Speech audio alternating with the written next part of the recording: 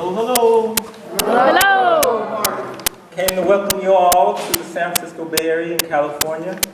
I don't know if you remember us last year, me and Toby and a few others got up and told you something about the conference here. And plus that California, especially Northern California, has the biggest crop of marijuana growth in the world. I saw some that looking like, you can go there and get some, but yes you can, just be careful when you take it back home.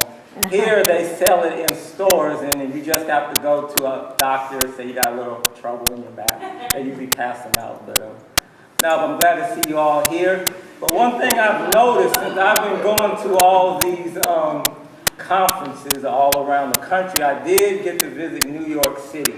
And you got to realize there is a difference between New York City and San Francisco. Well, I mean, the people, it's a big city, but some of the stereotypes of New York City do fit. They tend to be a little bit more aggressive. Like the first time I was in Grand Central Station, I was like this close to the end of the line, and this guy ran real quick and got in front of me, and he was like really happy when I did something. They seem to really get off. Like you can't hear when you drive and know how we have it down that one person goes at a time. There, if you play that, there'd be 20 people on one side waiting for you. But, I mean, it's okay, but the main one is you got to be careful in San Francisco because actually it's safer to walk in New York City because I noticed their impatience is that they step off the curb. They'll be waiting halfway in the middle of the street and the cabbies are going around them. Here you step off the curb and you're another statistic in the San Francisco Chronicle. They will hit you. Don't think of the liberal city. Something's a weird contradiction. We have about the highest rate of pedestrians get hit, and they're often foreigners. Because you don't realize that they might be nice when you're talking to them, but they drive real fast.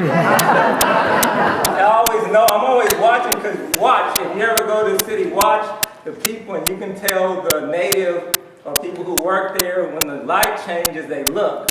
We wait 30 seconds, there's always somebody coming. And other people are body, you say, oh, hold it, don't do that. No, I've seen it, but that's one of the things about the difference here. Also, I know Andre's from New York because he talked about the horn thing. We don't do the horn thing so much here. But that's why they passed that law in New York City, because you got to be all day long. It was quiet when I was there last time.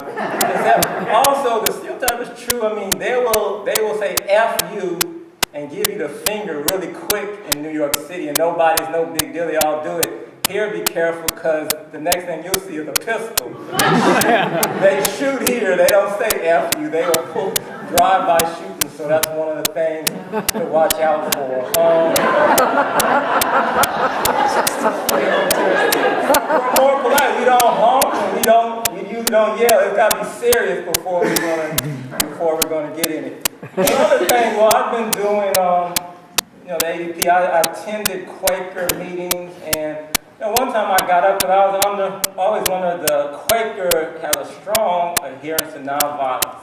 And maybe the pacifism, maybe even to the extreme. So one day I had a question. I said, okay, what if you saw a kid getting attacked by a pit bull and you had a hammer, would you use it on the dog? And I still didn't get an answer. They was like,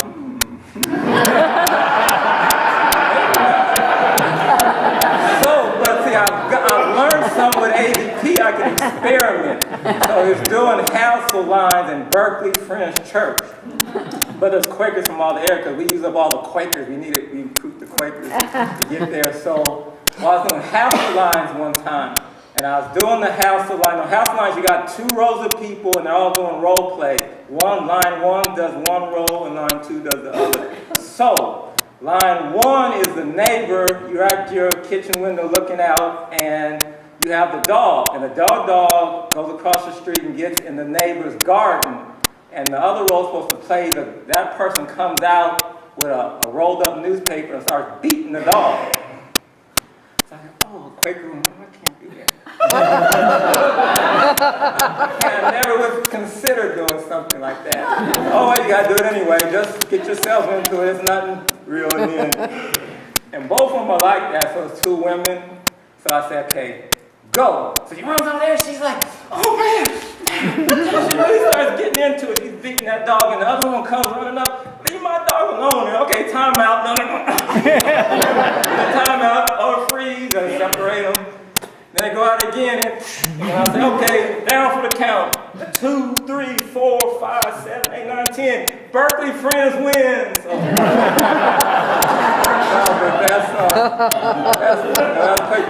But I proved it in hand pulling too. Okay, know how you do the two lines? They hold hands, and I say, get the person across from you on your side, or what was your side?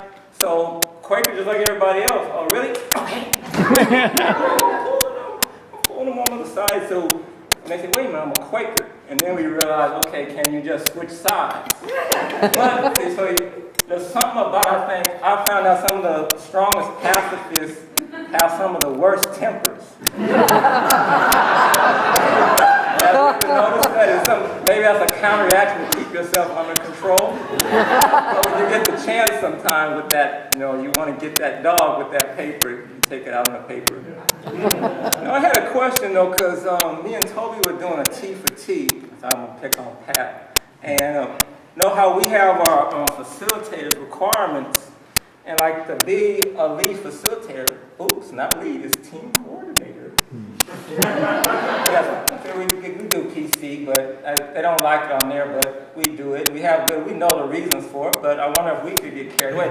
Well, you must facilitate with 3 different other team coordinators or leads before you get your be able to be a team coordinator in California. 5 now? 5. 5. Yeah. It could be 3 people, but it's 3 of them, 5, 6. They've changed it on me. I didn't even know. Are you still qualified? You should tell me. Well, that's why it is, because not only do it have to be 3 different ones from 3 different areas, Toby told me it has to be a woman. You have to have at least one woman in there. at least one person at the office. One person in the office. Okay, opposite sex. But what about Asian, Hispanic, and Black? And African American? You need one of those. We never get certified. We don't have enough of those. Well, I mean, so you should There should be 3 different genders.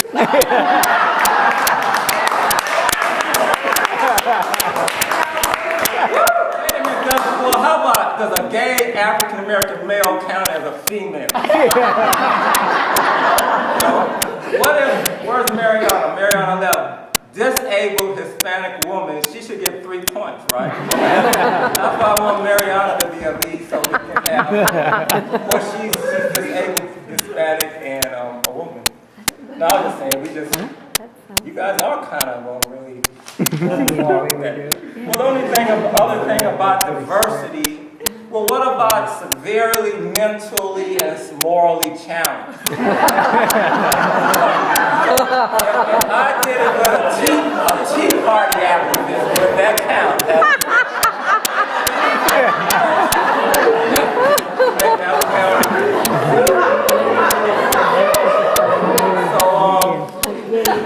No, but that's the thing. Somebody I was at the lunch and I was going to do a kind of like a comedy routine, and he asked me if it was going to be clean.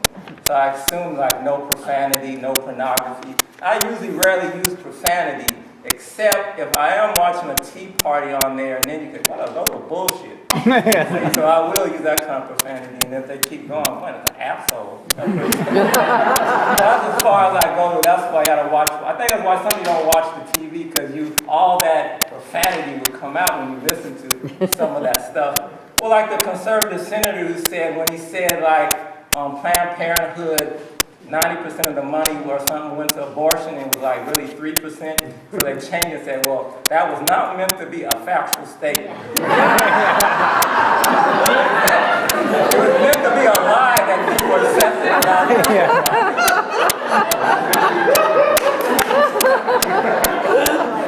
Well, what kind of serious thing? I mean, the diversity issue is important.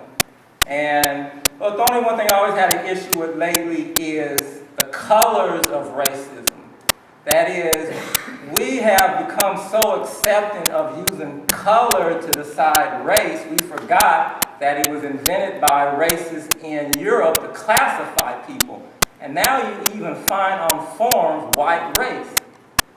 But that's like Nazi language, and we use it. We use it. So, I mean, I have nothing against Caucasian people. I think I do have something against white people. Because the whole term is racist. Yeah. And so you have to check to see how we're using it. Do you consider yourself a white person? Because that's what it meant. It didn't mean white like this. It meant holy, pure, and innocent. So I would always, because I've been in the camp. I'm a 13-year veteran. I had to stand face to face with Aryan Brotherhood once in a while. But some of my guys on with it, so I would ask them one time, so you say white pride and you're a white people, so do you mean some of these guys with tattoos all over and would kill somebody in a minute? So you're innocent, pure, and holy? Is that what you honestly, I wonder what they would answer me. But, I haven't asked that to them. But maybe I get the chance. Well, I think I'll end it right there. Thanks for showing up.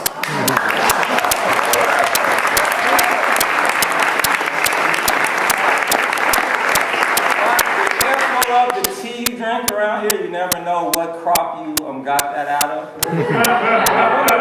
What were those aunties' names? I think you guys might have. I was wondering if you guys had got a little before you did it. Kind of a little out of sync for a while. All right, thanks. Time out.